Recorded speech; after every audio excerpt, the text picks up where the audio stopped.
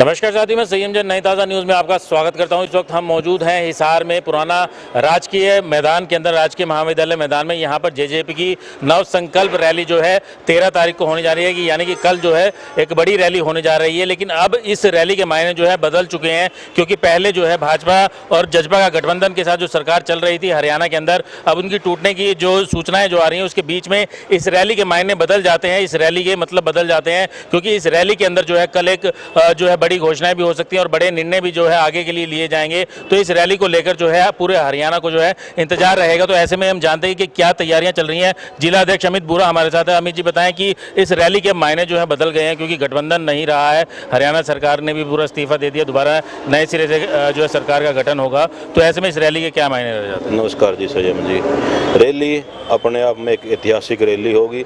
जननायक जनता party के हर कार्यकर्ता के लिए कल एक बड़ा दिन है। हमारे अध्यक्ष, राष्ट्रीय अध्यक्ष डॉक्टर अजय सिंह चौटाला का जन्म दिवस है कल 13 मार्च को। उसके उपलक्ष्य में हिसार लोकसभा की रैली रखी गई है। तो कल की जो रैली है हमारी एक ऐतिहासिक होगी। तो इसके अभी फिलहाल जब सरकार में नहीं रहे हैं, गठबंधन नहीं रहा है, तो इसके मायने किस तरीके से बदल जाते हैं इस रैली के? कोई मायने नहीं बदलते। सरकार में भी रह के दुष्यंत जी ने काम वर्ग के लिए, चाहे वो युवाओं के लिए हो, चाहे वो महिलाओं के लिए हो, हर वर्ग के लिए, चाहे वो BCA के लिए हो, हर वर्ग की मजबूती से लड़ाई चाहे वो सरकार में रह के लड़ी है।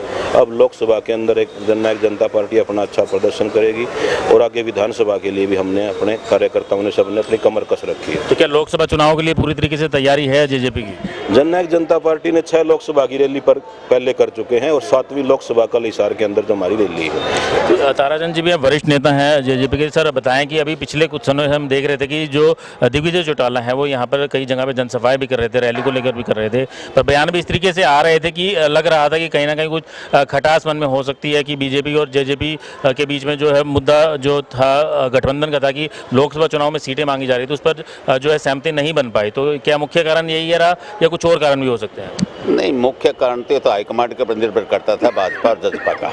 हमें कई दिनों से आभास हो रहा था कि हम केवल 2 सीटें मांगते थे, हिसार और भिवाड़ी लोकसभा, ये हमारा हक भी बनता था। लेकिन भाजपा हाईकमांड ने हमारी शर्त स्वीकार नहीं की, तो हम अपने 10 के 10 लोकसभा क्षेत्र में अपना अलग से चुनाव लड़ेंगे और अपना दमखम के साथ अपनी हिम्मत दिखाएंगे। वर्करों के जोश है, कोई निराश नहीं है। तो कुछ चर्चाएं ये भी आ रही हैं कि मतलब इतना बड़ा जो फैसला हुआ है, मतलब ये तुरंत में नहीं लिया जा सकता है, कि हो सकता है कि पहले भी कहीं ना कहीं इसकी पटकथा लिखी गई हो, क्योंकि जो दीपेंद्र हुड्डा हैं, जो युवा कांग्रेस के पूर्व वो सांसद भी हैं, पूर्व सांसद भी हैं, उन्होंने कहा है कि पहले ही पटकथा लिखी जा चुकी थी कि ये गठबंधन तोड़ा जाएगा ताकि कांग्रेस को नुकसान पहुंचाया जा सके। नहीं, ऐसी कोई बात नहीं थी।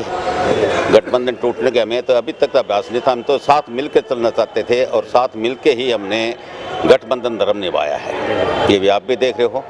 हाँ जी। तो अब इस गठबंधन के टूटने के बाद से क्या जेजेपी की तैयारियों के ऊपर कोई फर्क पड़ेगा और बहुत ज्यादा तेजी से तैयारी और ज्यादा मजबूती से करेंगे? कार्यकर्ता कभी हताश या निराश नहीं होता। आप पूरे दम से कार्य करेंगे और हर वर्कर जो है दोगुनी शक्ति से काम करेंगे।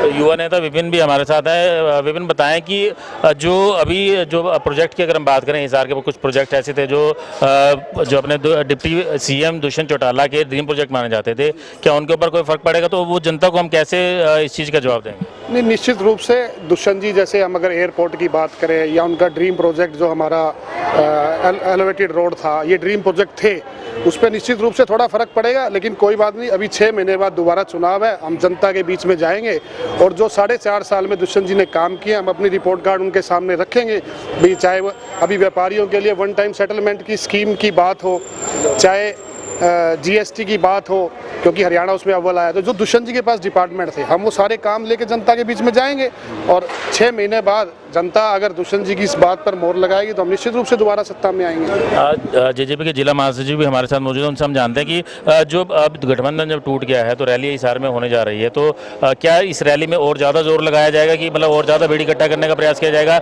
जिससे कि जेजेपी जो है अपनी ताकत जो है पूरे प्रदेश के हिसाब से दिखा सके? क्योंकि अभी तक जो है लोकसभा के हिसाब से एक रैली होने जा रही थी, तो पूरे प्रदेश के हिसाब से प्रदेश स्तरीय रैली बनाया जाएगा? ऐसा है, जो आज जो घटनाक्रम चल रहा है, इस ऐसी बातों से हमारा वर्कर कभी हताश नहीं होता। हमारे वर्कर की आदत है, वो फील्ड का वर्कर है, वो आम जनता के बीच में रहता है। हमारा वर्कर आज हम जो उम्मीद कर रहे हैं वो पहले से ज़्यादा जो उसके साथ, क्योंकि उन नेताओं के साथ कहीं ना कहीं पार्टी ने जो 4 साल काम किया उसको लेके बाहर आएगा। जब एक वर्कर को ये लगता है कि पिछले 5 सालों 4 सालों से हम सरकार चला रहे हैं, जैसा गठबंधन चलना चाहिए था उस तरीके से हमने हमारे नेताओं ने विकास की तरफ ध्यान दिया तो वर्कर और ज़्यादा हमदर्दी के साथ बाहर निकल के आएगा। और हमारे वर्कर की एक खास आदत है, जब वो सरकार में थे तो अपने काम कर रहे थे, हमारे नेता वो उनका साथ दे रहे थे, और आज जब फील्ड में आएंगे तो हम विपक्ष का भी अच्छा साथ निभाएं, हम अच्छा विपक्ष बनते हैं। हम लोग हमेशा फील्ड में रहने वाले लोग हैं, हमें इन सरकारों से और गठबंधनों से कोई फर्क नहीं पड़ने वाला। तो अभी एक मुख्य अहम जो सवाल था ये एक रह गया था, जिला अध्यक्ष के बाद दोबारा हम चर्चा करेंगे।